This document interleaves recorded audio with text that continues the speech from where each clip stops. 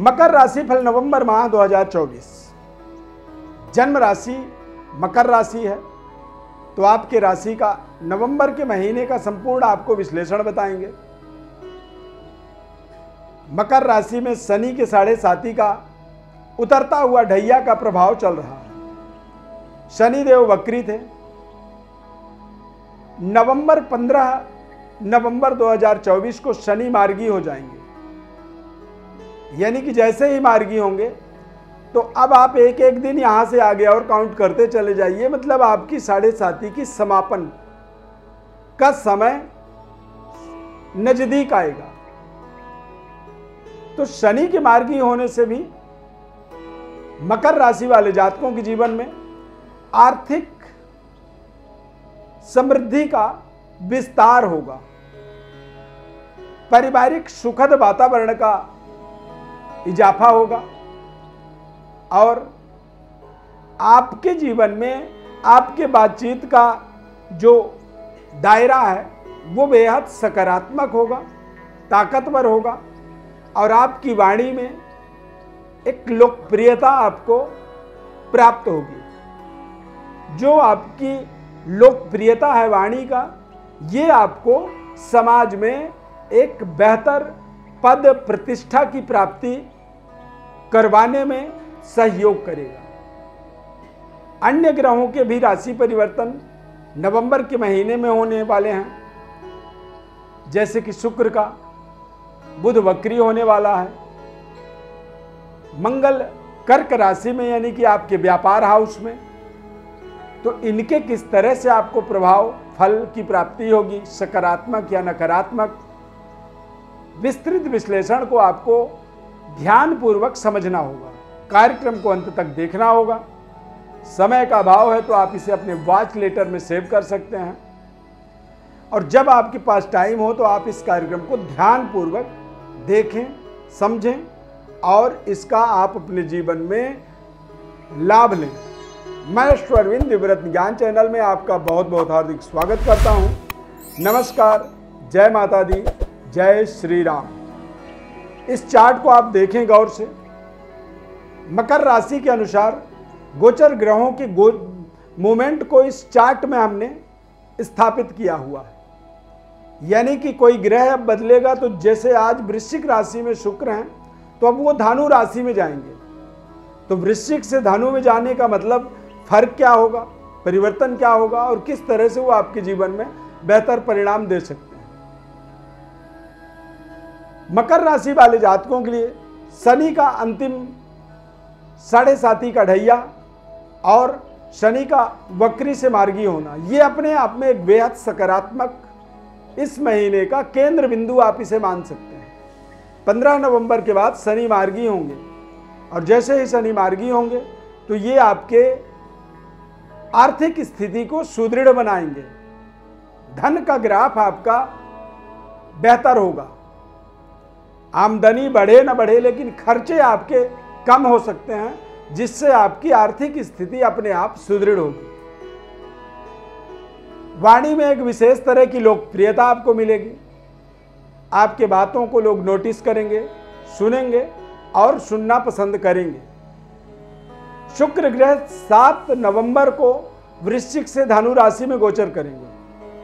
तो जैसे ही धनु राशि में शुक्र का गोचर होगा, यानी कि द्वादश भाव में 12वें घर के अंदर शुक्र ही एक सकारात्मक फल को देने में समर्थवान होता है। इससे आपकी पारिवारिक वातावरण बेहतर होगी, सेहत स्वास्थ्य आपका मजबूत होगा और मनपसंद लग्जरी सुख सुविधाओं का विस्तार होगा। शुक्र जब धनु राशि यानी कि द्वादश भाव में जब गोचर करेंगे तो उससे आपको आपके जीवन में, आपके करियर में विशेष तरीके से सफलता मिलेगी। संतान के भाग्य का उदय होगा तथा लव लाइफ आपकी मजबूत होगी। नए संबंध रिश्ते, नए दोस्त बनेंगे और नए संबंध रिश्ते जब व्यक्ति के जीवन में जुड़ते हैं तो नए दोस्तों के द्वारा जीवन के नए तरीके की अनुभूति प्राप्त होती है, क्योंकि जब वो नए लोग हैं आपके जीवन में जब जुड़ रहे हैं तो वो अपने नए अनुभव आपके साथ शेयर कर देते हैं। यहाँ पर थोड़ी सी सावधानी ये रखनी है कि मंगल ग्रह आपके व्यापार हाउस में नीच राशि में गोचर करेंगे। मंगल का सप्तम भाव में नीच राशि में गोचर करने से व्यापार के अंदर थोड़ी सी आपको सावधानी रखनी होगी, अन्यथा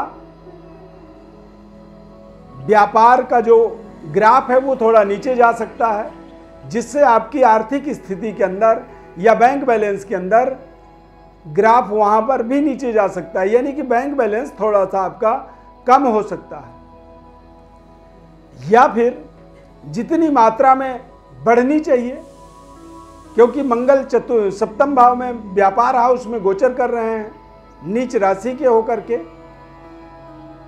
तो जब आपका व्यापार का ग्रोथ नहीं होगा तो उससे आपकी ग्राफ, जो बैंक बैलेंस की ग्राफ जितनी बढ़नी चाहिए वो ना बढ़ करके वो थोड़ा सा स्टे हो सकता है, रुक सकता है। तो इस चीज का आपको ध्यान रखना है। हालांकि मंगल की चतुर्थ दृष्टि आपके सप्तम भाव में पड़ेगा, जहां पर सूर्य ऑलरेडी बैठे हुए हैं, और 16 नवंबर को सूर्य देव का वृश्चिक राशि में राशि परिवर्तन होगा।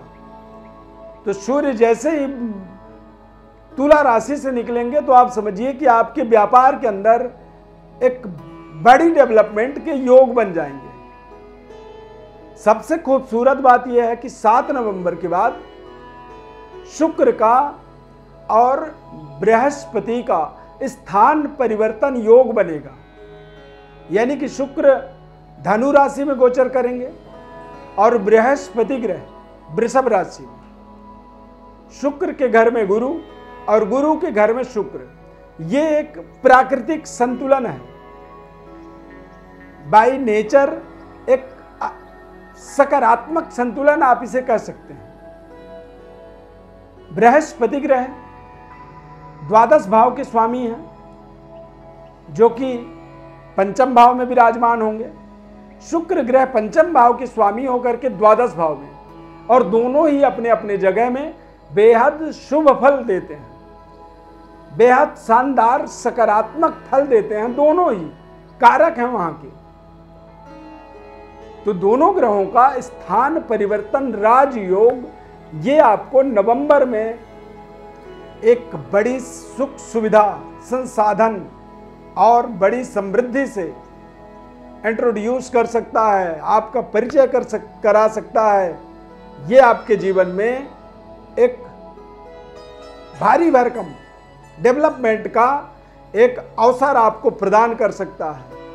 यहां पर आपको पूरे नवंबर के महीने में एक एक दिन बहुत ही सोच समझ करके व्यतीत करना होगा, क्योंकि ये एक विलक्षण राजयोग होता है। इसे विपरीत राजयोग कहते हैं, स्थान परिवर्तन राजयोग।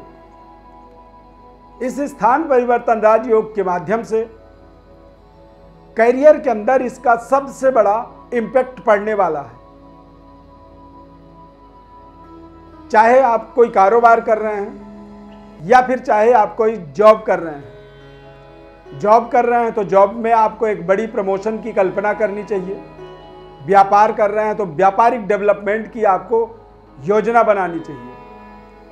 शुक्र और गुरु के स्थान परिवर्तन योग से ये दोनों ही दरअसल अपने आप में गुरु हैं, देवताओं के गुरु, राक्षसों के गुरु। दोनों ग्रहों का कहीं ना कहीं अध्यात्म से बड़ा जुड़ाव है।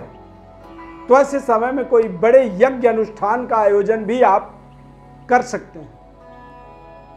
आध्यात्मिक विकास से भी आप अपने भाग्य के उदय का एक मार्ग प्राप्त कर सकते हैं। इस चीज का आपको ध्यान रखना होगा। भौतिक सुख साधन का भी ये अवसर देगा। यदि आप भौतिकता की तरफ ज्यादा जा रहे हैं, ज्यादा भोग विलास की तरफ आपका मन आकर्षित होता है, तो वो भी एक माध्यम बन सकता है आपके भाग्य के उदय का। परंतु ध्यान रखें, ये दोनों ग्रह गुरु होने के नाते यदि इस समय में कोई आपको मार्गदर्शक मिले, कोई आपको सलाह देने वाला, कोई आपको रास्ता दिखाने वाला, तो ये अपने आप में एक सबसे बड़ा सुनहरा अवसर की तरह साबित हो सकता है। तो इस पूरे महीने में आपको तमाम अपने अवसरों को समझना होगा। कोई भी अपॉर्चुनिटी हो उसको दोनों हाथ से आपको कैप्चर करना होगा और कोई भी नए एक्सपेरिमेंट के लिए तैयार रहना होगा। यदि जीवन में कोई संघर्ष लगातार चलती ही जा रही है तो थोड़ा सा अध्यात्म का भी आप सहारा देख सकते हैं। वो भी आपके जीवन में एक बहुत बड़ा पासवर्ड की तरह काम कर सकता है। किसी बड़े लॉकर के पासवर्ड के रूप में आप अध्यात्म को भी हथियार बना सकते हैं। मकर राशि के जातकों के जीवन में भाग्य का संबंध बुध से होता है और बुध की प्रसन्नता के लिए भगवान गणेश की उपासना आपको अपने दैनिक रोजाना दिनचर्या दैनिक पूजा के अंदर जो है एक हिस्सा बनाना आपके लिए बहुत जरूरी है। भगवान गणेश जी की आराधना स्तुति यदि आप दैनिक दिनचर्या में करना शुरू कर देते हैं तो ये आपके जीवन का एक सर्वोपरि मूल मंत्र बन सकता है। पूरी भरोसे से करें, जो भी आप करते हैं उस पर आपको पूरी 100% बिलीव भरोसा अपनी जोड़ करके भगवान गणेश जी के शरण में जाना चाहिए और इससे आपके जीवन में एक चमत्कारिक परिवर्तन बदलाव की अनुभूति रियलाइजेशन आपको होगा, भाग्योदय होगा और आपके जीवन में बड़े से बड़े संकट का आपको चुटकी बजा करके समाधान प्राप्त होगा। क्योंकि 7.5 के उतरते ही जो है शनि का तीसरा गोचर, आपके राशि से तीसरे घर में शनि का गोचर, ये एक शानदार मोमेंट अगले 2-2.5 साल आपके जीवन का साबित होने वाला है। इसीलिए आपको अभी से ही सारी तैयारी यहाँ पर करना आपके लिए बहुत जरूरी है। यदि विशेष विश्लेषण आप अपने बारे में समझना चाहते हैं, अपने परिवार के किसी सदस्य के बारे में जानना चाहते हैं तो हमारे व्हाट्सएप पर अपनी बर्थ डिटेल्स लिख करके भेज सकते हैं या फिर उस व्यक्ति का बर्थ डिटेल लिख करके भेजें। हमारे द्वारा आपको संपूर्ण विश्लेषण बताया जाएगा। बदले में आप केवल चैनल को सब्सक्राइब कर लीजिए, बेल आइकॉन बटन को प्रेस कर दीजिए ताकि नए कार्यक्रमों से आप सीधे सीधे जुड़े रहें। इस खास कार्यक्रम में जुड़ने के लिए बहुत बहुत आपको धन्यवाद। जय श्री राम।